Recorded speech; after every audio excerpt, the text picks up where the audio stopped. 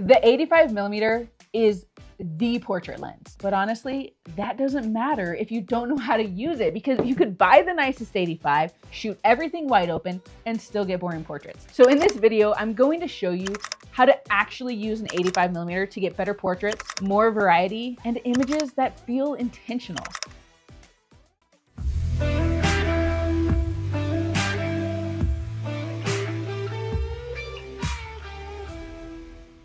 I'm Brenda from the Bergreens, and today we're breaking down how to shoot portraits with an 85mm, from the fundamentals to some ideas that might surprise you. So first, what does an 85 actually do?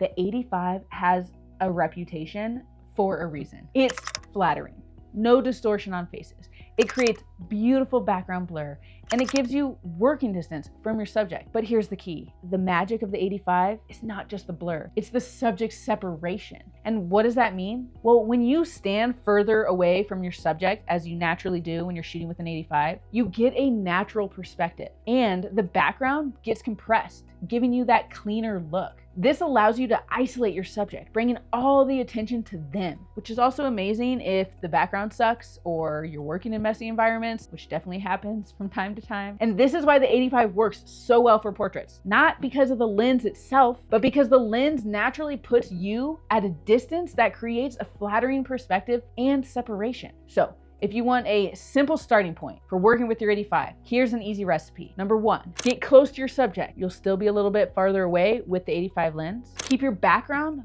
far from your subject and shoot somewhere between f1.8 and f2.8. Do that and you'll instantly start to get that classic 85 look. What we just did there was an experiment with the background separation, showing the difference between having the background right behind Mark and moving the background further away from Mark to see how that impacts that blur.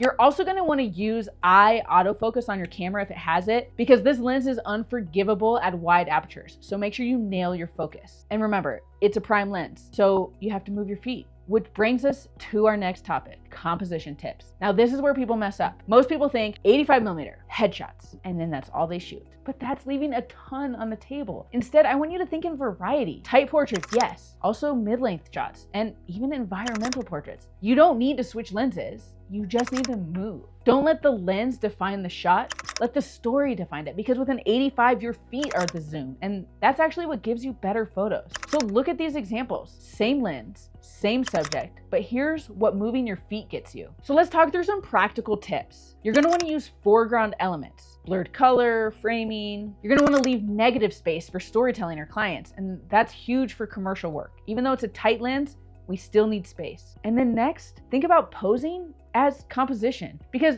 posing isn't just posing, it's mood, energy, story. So ask yourself, is this candid? Is this professional? Is this playful? And then direct your subject accordingly. And be sure to check out my video on how to shoot candids, where I show you live how I pose. But one of the most important things we're going to be looking for when we're directing our subject, you guessed it, light. Light matters more than the lens. You can have the best 85mm in the world, but if your light isn't good, your portraits won't be either. So instead, focus on chai. Color of light. Is it hard or soft? What's the angle or time of day? And what direction is it coming from? My go-to is always to try to shoot around golden hour, because the light is soft and beautiful and comes in at a nice angle, but we can't always do that. So open shade is always safe and flattering, and we can even learn to use harsh directional light in interesting ways if we learn how to control it. So be sure to hit subscribe to watch my video on how to shoot in harsh midday sun, which we will be filming as soon as it stops being beautiful soft light all day, cloudy around here. So here's one practical tip when it comes to light. Look at the eyes. If the eyes don't have light, the photo feels flat. So turn your subject, adjust the angle, find those catch lights, and that's what's gonna make your portraits feel more alive.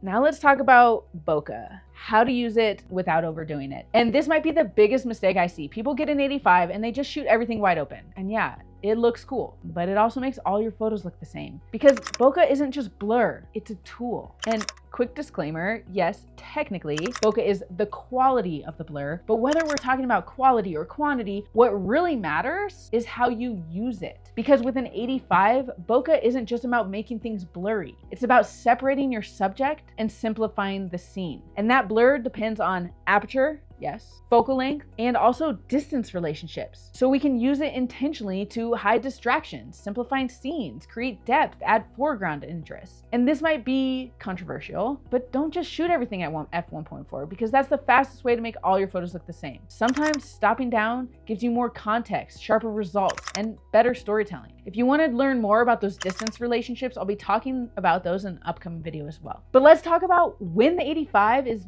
not the right lens. So the 85 is amazing, yes, but it's not always the best choice. It struggles when you're in tight spaces, when subjects are moving fast, or you need more versatility. I love the 85 at weddings. During speeches or the ceremonies, I can stay back, not distract anyone, and still get really clean, flattering shots. But if there's really fast action or I'm in a tight space, the 85 can slow me down. Also, there are some really great portrait locations that I like to shoot where the 85 is a little too restrictive. So let's talk about a few other lenses that you can consider for portraits. You can look at the 35 or the 50. They're more flexible, more environmental, and they don't always distort as long as you don't get too close. You could grab a zoom like the 24-70 or the 70-200. Those are more versatile for those fast situations where you need more flexibility than running around all over the place as you have to when you zoom with your feet with the 85. And yes, the 85mm is one of the best for intentional, controlled portraits that isolate your subject, but it's not the only option. The 135,